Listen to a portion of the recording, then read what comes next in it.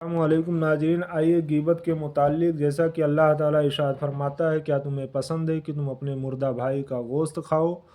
تو کیا فرماتے ہیں اللہ کے رسول صلی اللہ تعالیٰ علیہ وسلم؟ اور سب سے پہلے آئیے دو عورتوں کی حکایت سنتے ہیں غیبت کے متعلق۔ حضرت سیدنا انس رضی اللہ تعالیٰ عنہ بیان کرتے ہیں کہ حضور نبی پاک صلی اللہ علیہ وسلم نے لوگوں کو ایک دن کا روزہ رکھنے کا حکم دیا اور ارشاد فرمایا، جب تک میں اجازت نہ دوں کوئی بھی افطار نہ کرے۔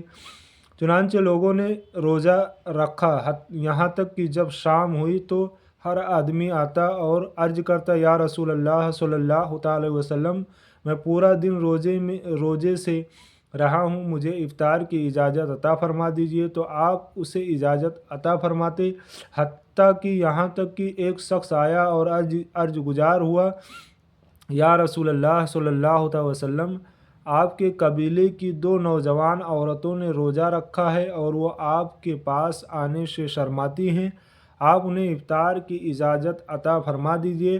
آپ صلی اللہ تعالی علیہ وسلم نے اس سے اپنا رخ انور پھیر لیا، یعنی اپنا چہرہ مبارک پھیر لیا، اور اس نے پھر اجازت مانگی۔ آپ نے اس سے روگردانی فرمائی، یعنی اس سے اپنا چہرہ مبارک آپ صلی اللہ علیہ وسلم نے پھیر لیا۔ اس نے پھر عرض کی تو آپ نے ارشاد فرمایا، ان دونوں نے روزہ نہیں رکھا، اور اس کا روزہ کیسے ہو سکتا ہے جس کا دن لوگوں کا گوشت کھاتے ہوئے گزرتا ہے؟ یعنی اللہ کے رسول صلی اللہ علیہ وسلم نے فرمایا کہ اس کا روزہ کیسے ہو سکتا ہے جو لوگوں کی غیبت کرتا ہے اور اپنے بھائی کا گوشت کھاتا ہے۔ جاؤ اور انہیں کہہ دو کہ اگر وہ روزہ سے تھی تو قے کرے۔ آپ صلی اللہ علیہ وسلم نے فرمایا، اگر وہ روزے سے تھی تو جاؤ کہو ان سے پلٹی کرے۔ وہ شخص ان کے پاس گیا اور انہیں یہ بات بتائی۔ ان دونوں نے قے کی تو دونوں کے پیٹ سے جمع ہوا خون کا ٹکڑا نکلا۔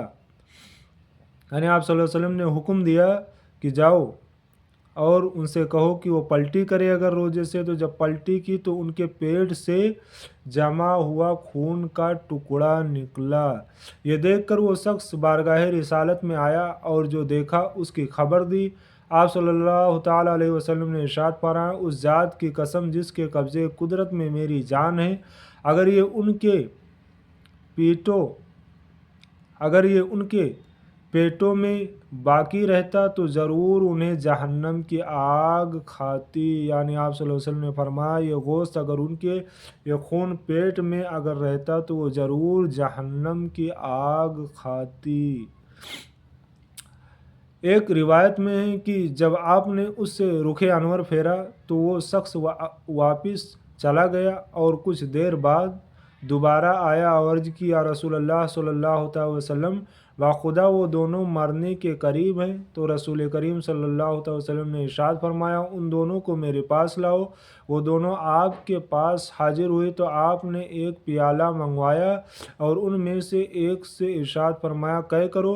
تو اس نے پیپ یعنی مواد، خون اور کچھ لہو یعنی خون ملی پیپ کی اتنی قے کی کہ پیالہ بھر دیا۔ اس کے بعد آپ نے دوسری سے بھی قے کرنے کا حکم دیا، اس نے بھی اسی طرح قے کی۔ پھر آپ نے ارشاد فرمایا، ان دونوں نے اللہ عز و جل کی حلال کردہ چیز سے روزہ رکھا اور حرام کردہ چیز سے روزہ افطار کیا، کہ ایک دوسرے کے پاس گئی اور دونوں مل کر لوگوں کے گوشت کھانے لگی، یعنی غیبت کرنے لگی۔ آپ صلی اللہ علیہ وسلم فرما رہے ہیں کہ انہیں حلال کردہ یعنی اللہ کی حلال کردہ چیزوں سے سحری کیا، روزہ رکھا اور حرام کردہ چیزوں سے افطار کیا، یعنی اپنے بھائی بہن کا غیبت کر کے ان کا گوشت کھایا۔